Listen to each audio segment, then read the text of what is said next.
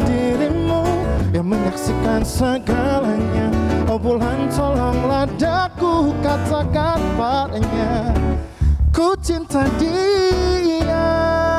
Oh yeah.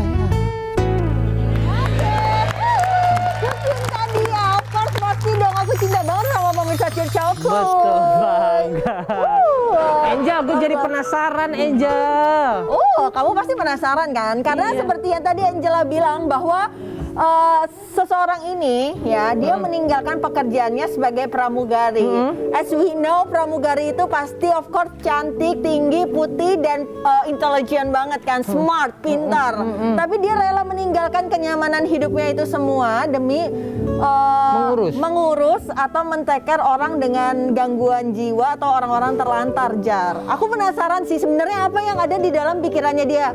Karena sebagai wanita tuh pasti aku nggak tahu ya, nggak gampang banget gila ya, dan unik banget kan.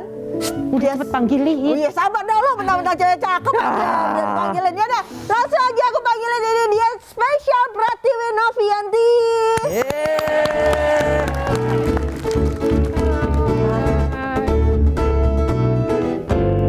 Fajar, cantik kan? Gimana? Langsung benerin rambut. Kalau jangan mau, Fajar tukang bohong.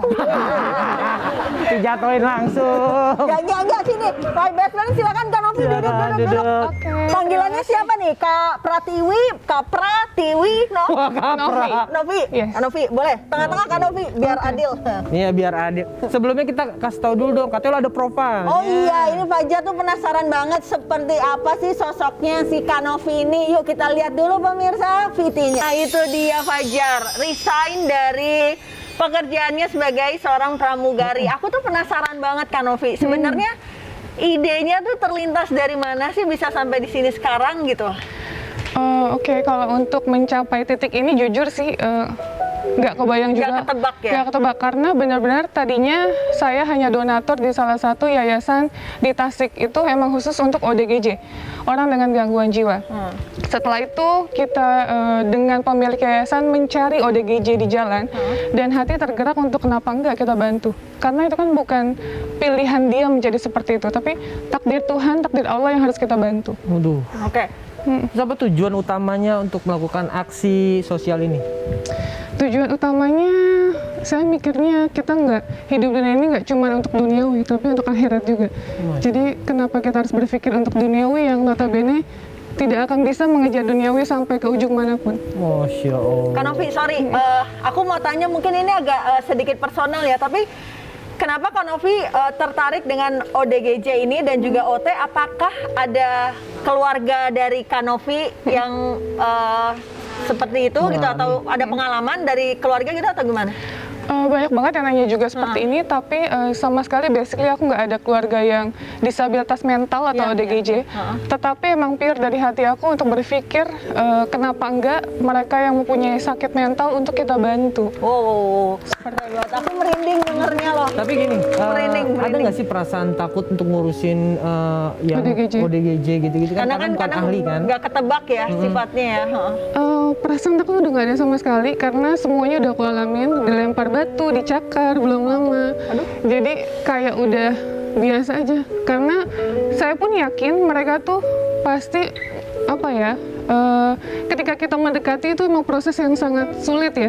Nggak gampang juga untuk mendekati mereka, tetapi kita gimana pun harus meyakini mereka kalau kita ini berniat baik, gitu aja. Masya Allah. Tapi saya selalu bilang, saya bukan orang baik, tapi saya punya niat baik, karena baik buruknya manusia itu hanya Allah yang menilai. Iya, setuju banget. Tapi Kak Novi, berarti tujuan Kak Novi melakukan ini semua kan untuk membantu untuk sosial. Kenapa harus keluar dari pekerjaan sebagai seorang pramugari? Karena nggak bisa balance. Nggak bisa balance. Kemarin pernah coba sebelum resign itu terbang juga, terus pas off kita bantu orang terlantar. Nah pada saat mau terbang, kita dihubungin sama pihak rumah sakit, masalah orang terlantar yang kita bawa. Pengurusan surat-surat, terus kondisi kejiwaannya, terus secara fisiknya kita harus datang ke rumah sakit tersebut, jadi nggak bisa. Nggak balance dan Nggak bisa. Jadi pekerjaan itu kan harus dilakukan totalitas. Ya. Jadi hidup itu adalah pilihan. Ketika kita melakukan pilihan tersebut, lakukanlah dengan totalitas. Oke, misalkan kan dari pramugari terus sekarang udah ngurusin ODGJ dan OT. Nah, itu tanggapan keluarga sendiri gimana? Support banget ya, kan aku cuman ada papaku sekarang. Jadi Oke. papaku yang benar-benar support banget untuk lakukan aja yang terbaik selama kamu mampu lakuinnya.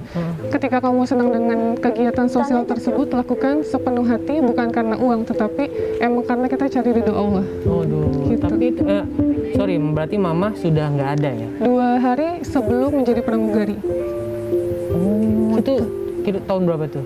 2012. 2012. Waduh. Kak Novi, tapi sorry nih Kak Novi nih, berarti kan Kak Novi ninggalin pekerjaan utama, terus ini kan kerjanya sosial. Kak Novi gimana kerjanya, terus dapat uangnya untuk kehidupan sehari-hari itu dari mana Kak? Kebetulan kan aku juga ada usaha properti. Jadi sebelum YouTube ini berjalan dan kita pun sedikit membantu dari penghasilan aku untuk membantu orang-orang sekitar. Jadi untuk saat ini alhamdulillah YouTube udah berkembang, udah 1,6. Nama channelnya apa Kak Novi? Pratiwi Novianti. Wah boleh ya pemirsa Curcol ya di subscribe YouTube channelnya. Gitu, dan alhamdulillah ini udah berjalan 7 bulan. Nggak nyangka sampai seperti ini juga, responnya juga baik banget. Jadi ya berjalannya waktu aja, dan hasil YouTube-nya itu benar-benar kita bantu untuk orang-orang yang membutuhkan. Wow, Masya Allah. wow, serius aku nggak bisa berkata-kata ya dari mulai. Kak Novi, seandainya nih almarhumah tahu Kak Novi sekarang melakukan hal yang baik menurut Kak Novi, tanggapan atau ada nggak sih kata-kata yang ingin dikasih tahu untuk almarhumah dari Kak Novi? Oke, karena mamaku itu dari dulu selalu bilang untuk apa ya? Jadi sedih. Nggak apa-apa, nggak apa-apa, Kayak, nggak apa-apa. lakukan yang terbaik untuk orang lain selama kita hidup. Kan namanya umur kita nggak ada yang tahu. Jadi lakukan yang terbaik selama kita mampu, karena membantu orang adalah kewajiban. Masya Allah. Gitu. Memang kita saling membantu itu nggak ada salahnya ya. Ada kebaikan untuk kita juga ya. Karena ODGJ itu sebenarnya bukan pilihan dia untuk menjadi ODGJ, tapi itu takdir yang harus kita bantu sebagai orang normal. Seperti itu. Tapi memang dari awal melakukan jadi ngurusin ODGJ itu pasti belum ada keahlian, cuman keberanian doang ya. Betul. Itu ada timnya pasti ya. Ada tim. Nah, sampai detik ini alhamdulillah tim kita ada 15 orang. Jadi ada sebagian untuk survei, ada sebagian untuk kayak setelah dari rumah sakit kita pantau, nanti kita akan taruh di mana, dinas sosial kah, yayasan kah. Jadi semua ada partnya masing-masing. Udah pasti, aduh, kayaknya terlalu mulia sekali gitu loh. Dia Tapi merelakan ada loh. pekerjaan yang harusnya sudah oke banget, dia membantu orang lain. Benar, tapi aku ini punya Viti, ini cuplikan bagaimana kegiatannya Kak Novi atau aksi-aksinya Kak Novi ini dalam menolong orang dengan gangguan jiwa. Yuk kita lihat dulu Vitinya.